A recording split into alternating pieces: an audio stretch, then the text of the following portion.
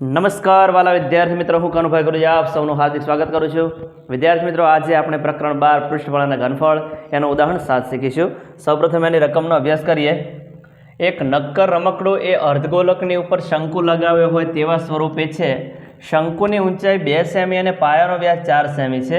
તો રમકડાનું ઘનફળ શોધો. જો એક લંબવૃત્તીય નળાકાર રમકડાને પરિગત હોય તો નળાકારના અને રમકડાના ઘનફળનો તફાવત શોધો. પાઈ બરાબર 3.14 લો. બરાબર. સૌપ્રથમ આની અંદર જે માપ આપ્યા છે બધા લખી દઈએ. ખૂબ સરળ દાખલો છે. સૌપ્રથમ આપણે અહીંયા અંદર જે રમકડું છે એનું ઘનફળ શોધવું છે. રમકડું જે છે ને શંકુ અને અર્ધગોલક બંનેનો સંયોજિત પદાર્થ છે. બરાબર. તો સૌપ્રથમ રમકડાનું ઘનફળ શોધવા માટે રમકડાના માપ લખીએ. પહેલાં શંકુ અને અર્ધગોલક બંનેની ત્રિજ્યા સરખી છે. વેખી લખી દઈએ.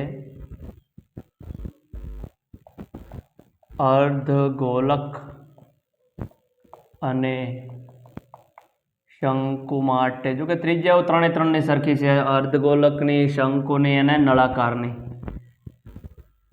અલગ અલગ ઉલ્લેખ કરીએ. અર્ધગોલક અને શંકુ માટે r બરાબર વ્યાસ ભાગ્યા 2. હવે જે વ્યાસ છે એ 4 સેમી છે તો 4/2, 4ને 2 વડે ભાગો એટલે 2 સેમી. હવે શંકુની ઊંચાઈ h બરાબર 2 સેમી. નળાકારના માપ પણ ભેગા લખી જ દઈએ. નળાકાર માટે કેપિટલ અક્ષરો રાખીએ. કેપિટલ R બરાબર એનો એ જ R આવશે, 2 સેમી જ છે. જ્યાં વ્યાસના અડધા કર્યા 2 મળ્યા એના જ છે, કારણ કે એનો વ્યાસ પણ 4 જ છે. 4ના અડધા 2 થાય એટલે સીધા લખી દો, આપણે મેળવેલા જ છે આમે. બરાબર. બીજું નળાકારની ઊંચાઈ હવે સમજો. અહીંયા બરોબર આ ભાગ O છે, સેન્ટરમાં છે એટલે OA 2 સેમી ને OP 2 સેમી એટલે ટોટલ 2 ને 2 કેટલા આવશે? 4 સેમી. 2 + 2 બરાબર 4 સેમી. તો નળાકારની ઊંચાઈ જે છે ટોટલ 4 સેમી આવશે. મેં લખી છે અહીંયા. ત્રિજ્યા પણ એ 2 સેમી લખી દીધી. સૌપ્રથમ હવે રમકડાનું ઘનફળ.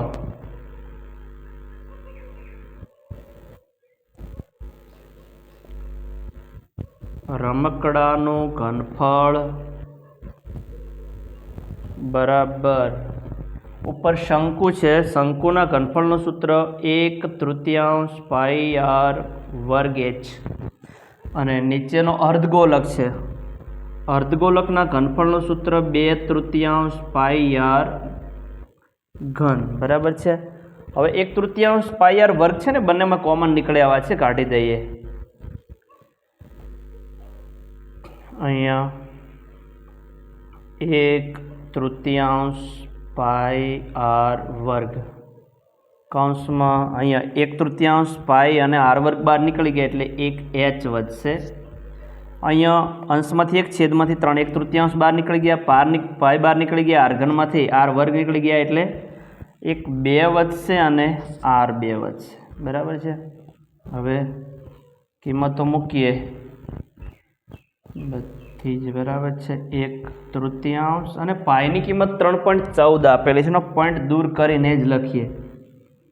314/100 ગુણ્યા r જે છે આપણી પાસે 2 છે, r વર્ગ છે એટલે એને 2 વાર લખી દઈએ. 2 × 2 કૌંસની અંદર h બરાબર આપણી પાસે 2 છે તો 2 + 2 × r ફરી પાછો 2. હવે આગળ આનું સાદુરૂપ આપીએ તો 1 હવે નથી લખવા. 314 ગુણ્યા 2 દુ 4 કરી દઈએ. છેદામે નહીં ઉડે રહે તો. બરાબર છે. આપણે 100 ઉડાડવાના થઈ. અહીંયા 2 + 2 દુ 4 બરાબર ને. 4 ને 2 6 એના અંશમાં લખી દઈએ આ રીતે. હવે તો 314 ગુણ્યા 4 છેદમાં 3 ગુણ્યા 100. 4 ને 2 6 બરાબર છે. હવે અહીંયા 3 દુ 6 3 3 ઉડી જશે. અંશનો ગુણાકાર કરી દઈએ. અંશની અંદર 4 દુ 8 અને 8 ગુણ્યા 314, 8 ગુણ્યા 314, 8 ચોક 32, 32 નો બગડો, 8 એકા 8, 32, 8 એકા 8, 4 દુ 8, 8 ચોક 32, 32 નો બગડો, વધ્યા 3, 8 એકા 8, 8 ને 3 11, 11 વધ્યા 1, 8 તારી 24, 24 ને 25, ઓકે 25 12 નીચે છેદમાં 100. એકડા ભાઈ 2 શૂન્ય છે, જમણી બાજુથી બેંક કાપી દો તો અહીંયા આપણને 25.12 સેમી ઘન મળશે. બરાબર છે. હવે આપણે નળાકાર અને રમકડાના ઘનફળનો તફાવત પૂછ્યો છે. તેના માટે શું કરશું, આખા નળાકારનું ઘનફળ શોધી એમાંથી આ જે રમકડાનું ઘનફળ આવ્યું છે એને આપણે બાદ કરી દઈશું, એટલે આપણને એનો જવાબ મળી જશે.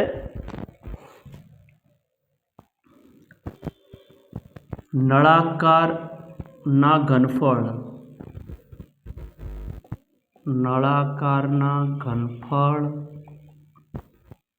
અને રમકડાના ઘનફળનો તફાવત.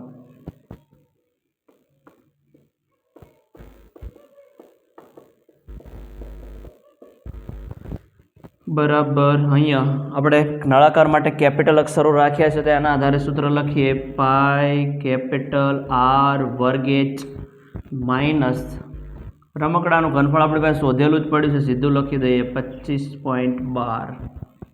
બધી કિંમતો મૂકીએ અહીંયા તો પાઈની કિંમત 3 પોઈન્ટ છે, 314/100 લખી દઈએ. 314/100. R આપણી પાસે 2 છે અને 2 વાર લખી દઈએ. 2 ગુણ્યા 2 ગુણ્યા કેપિટલ H છે ને 4 લખવાનું ભૂલતા નહીં, માઇનસ 25.12. હવે અંશનો ગુણાકાર કરી દઈએ, છેદમાં 100 લખી દઈએ. અને નથી ઉડાડવા કારણ કે ફરી ભાગાકાર કરવો પડે, ઉડાડીએ તો છેદમાં 10, 100, 1000, 1000 એમને રાખવાના, બધા ઉડી જતો હોય તો જ ઉડાડવાના. 4 દુ 8 દુ 16, 16 ચોક 64, 16 એકા 16, 16 ને 6 22, 16 તારી 48 ને 2 50. બરાબર છે. માઇનસ 25.12. એકડા 2 શૂન્ય છે, જમણી બાજુથી 2 અંક આપો તો 50.24 માઇનસ 25.12 એનો હાનો આ જવાબ આવશે. 4 માંથી 2 જાય તો 2, 2 માંથી 1 જાય તો 1, 10 માંથી 5 જાય તો 5, 4 માંથી 2 જાય તો 2, 25.12. બરાબર, 25.12 સેમી ઘન જવાબ આવશે. તો વિદ્યાર્થી મિત્રો, આ ઉદાહરણ છે, આ રીતે ગણી શકાય. વિદ્યાર્થી મિત્રો, આ પ્રકારનું પ્લેલિસ્ટ બનાવેલું છે જેની અંદર સ્વાધ્યાયના તમામ દાખલા અને આગળના 1 થી 6 ઉદાહરણ મૂકેલા છે, જેને જોઈને શીખવાનો પ્રયત્ન કરજો. અને વિદ્યાર્થી મિત્રો, હજુ તમે મારી ચેનલને સબસ્ક્રાઇબ ના કરી હોય તો સબસ્ક્રાઇબ કરી દેજો. Thank you very much. ખૂબ ખૂબ ધન્યવાદ. જય મા સરસ્વતી.